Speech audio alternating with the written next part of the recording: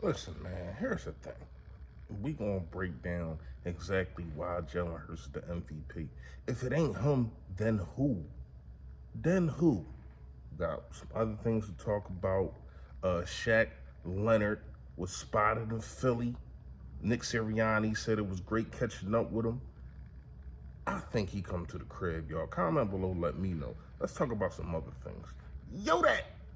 Safety, the unraced Swift. Boy, can he wiggle. That boy is nice. Agent Zero, that boy nice. Yo, that man, you know who it is, you know what it is. Your boy Philly Fresh, aka the General here reporting for duty. Listen, if you ain't do it, I know we only like 30 seconds in, but make sure you hit that sub button right down there. There it go. And also, it is a bell next to it to let you know put up all this flavor notification gang, yo, that, what's going on? Please, hit the like button for your boy. However the algorithm works, more people get to see me, more people get to see the merch. And y'all already know the merch is on fire, man. Merch is on fire.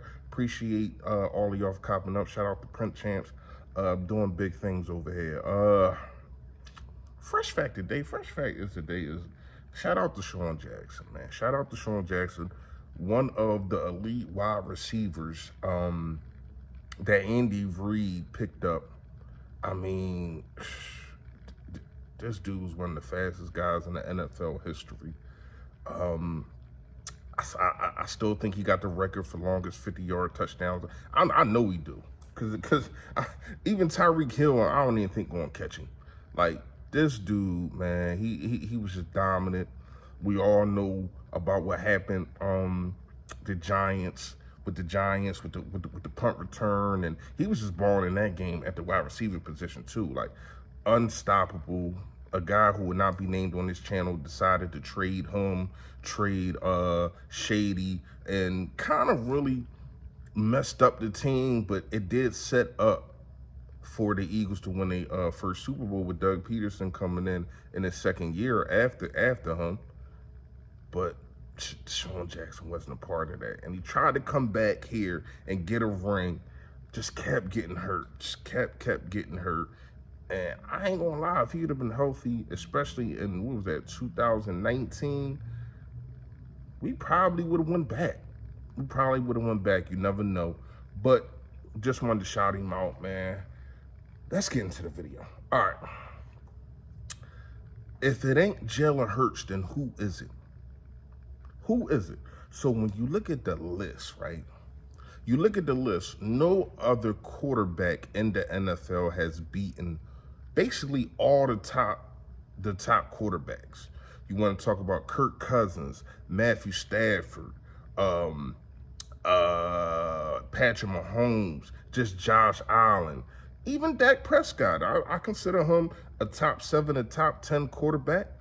You got Dak Prescott, Tua Tagovailoa. So that's out of your 10 wins. All of these guys, that's 6 guys.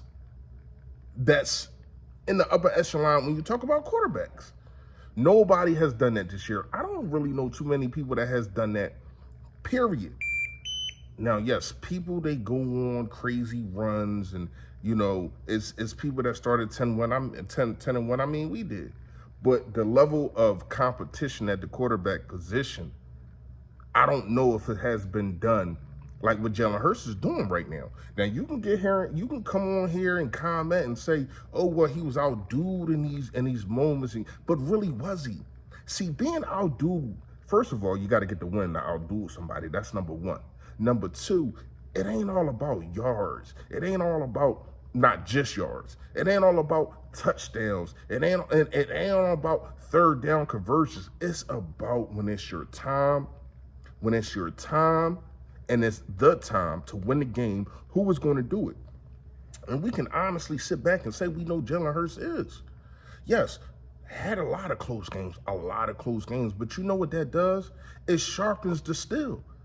That's still sharpening the steel. Being down and coming back against Patrick Mahomes and then Josh Allen is still sharpening steel. And you know what he gets for that? You know what he gets for that? You know the NFL, well, not really the NFL, because they don't make the odds or whatever the case may be, but the disrespect. He gets disrespected. The 49ers, yes, they are a good team.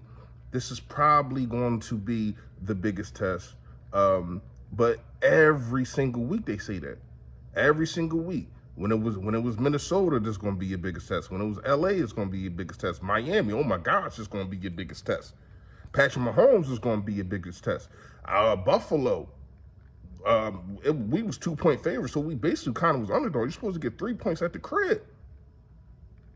You're supposed to get 3 points at the crib, so you're basically underdogs there. That was supposed to be your biggest test. Then Dallas. Well, not then Dallas, but Dallas before then. Like, come on. What else does this man got to do? And then y'all come out and say that they're 3-point favorites, so we basically 6-point underdogs.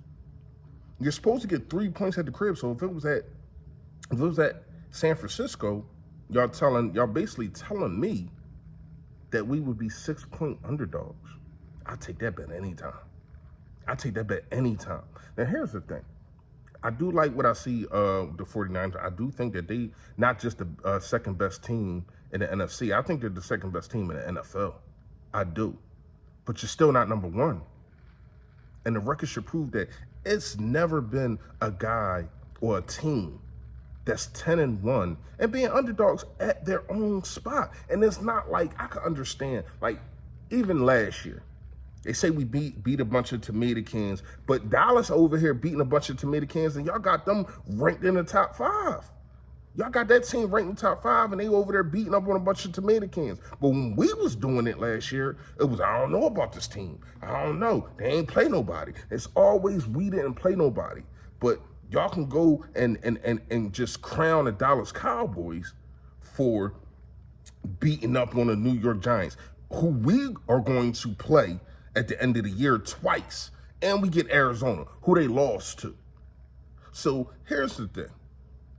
You can't sit here and tell me that the 49ers are better than us, that the Dallas Cowboys are better than us when, yes, we lost to the Jets. Still was a close game.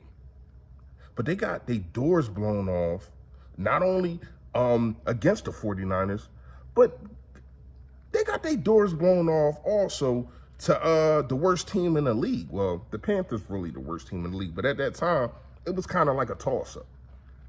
And you got your doors blown off by Arizona. 49ers lost 3 straight games. 3 straight games. How are you saying that this team is better after they lose 3 straight games? It's obviously something. And then they go out there and they beat the Seahawks, who I don't know what the hell happened to the Seahawks. I don't know what happened to Geno. Maybe the league figured him back out again. And I thought he was going to come out here and have a crazy year. I did. But you beat up on them, and it's like, oh my gosh, San Francisco, yada, yada, yada. They are a good team. But once again, not battle-tested. And when they are battle-tested, they lose. So you come into Philadelphia, it's going to be a dogfight. But the big dog's going to win. I'm more confident in this game now than ever because I know the bulletin board material that's going to be in that locker room. I know Nick Sirianni is going to have these guys prepared. Hassan Reddick, and it's crazy. I was watching Undisputed. Once again, that's my fault. I'm watching Undisputed, and they talking about what Hassan Reddick said. Hassan Reddick really ain't say nothing. He said, when it's time to ball, let's ball, which is right. And they, oh man, you talking trash, you got to back it up. How about Deebo Samuels literally saying that James Bradbury is trash? Yo, I hope James Bradbury get a pick 6 against these dudes. And if I was him, I would wear a shirt and say trash where. And as soon as I score, or even just get a pick, I'm lifting the jersey up to show trash where. Now, James Bradbury has not been playing as good as you would definitely like. But you're not going to sit here and disrespect me. You're not going to disrespect me. So that's really all I got for today, man. We do, Shaq was in Philly. Well, still is. Shaq Leonard, he's in Philly. Nick Sirianni talking about something. It was good to talk to him. I think we do got an advantage on Dallas Cowboys because of the fact of the matter that Nick Sirianni was in the locker room with this guy. And I just think that our culture is better. The Philadelphia Eagles coaches are better. Culture is better. The coaches is better. The record is better. The quarterback is better. Defense, not better, but the defensive line that he's going to be playing behind is better. Let me know what y'all think in the comments. Y'all already know, man. Stay Philly, stay fresh, y'all. Yo, that.